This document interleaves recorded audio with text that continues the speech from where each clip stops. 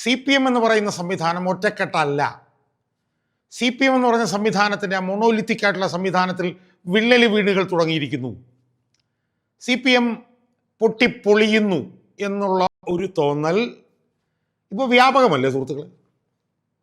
ഇനി C P M ഒറ്റക്കെട്ടായി നിൽക്കുന്നു എന്ന് പറയുമ്പോഴും അതിനകത്ത് അണികളുടെ ഇടയിലൊക്കെ ഒരുപാട് വിഷയങ്ങൾ ഇങ്ങനെ കത്തി ജ്വലിക്കുന്നുണ്ട്. അത് പുറത്തേക്ക് വരാൻ പല കാരണങ്ങളും കൊണ്ട് കഴിയുന്നില്ല എന്നുള്ളതേ ഉള്ളൂ. എന്നാൽ ഇപ്പോഴത്തെ അവസ്ഥ എന്താ യഥാർത്ഥത്തിൽ നമ്മളൊന്ന് നോക്കിയേ.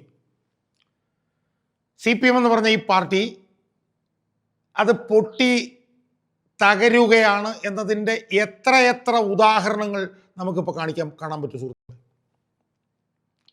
ഞാൻ നേരത്തെ സൂചിപ്പിച്ച പോലെ പുറത്തേക്ക് വരാത്ത ഒരുപാട് വിഷയങ്ങൾ അതിനകത്ത് ഉണ്ട്.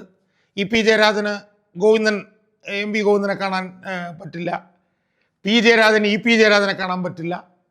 അങ്ങനെ ഒരുപാട് ആഭ്യന്തര കലഹങ്ങൾ അതിനകത്തുണ്ടെങ്കിൽ അതൊന്നും പുറത്തേക്ക് വരാറില്ലായിരുന്നു. പക്ഷേ ഇപ്പോഴത്തെ അവസ്ഥ എന്താ?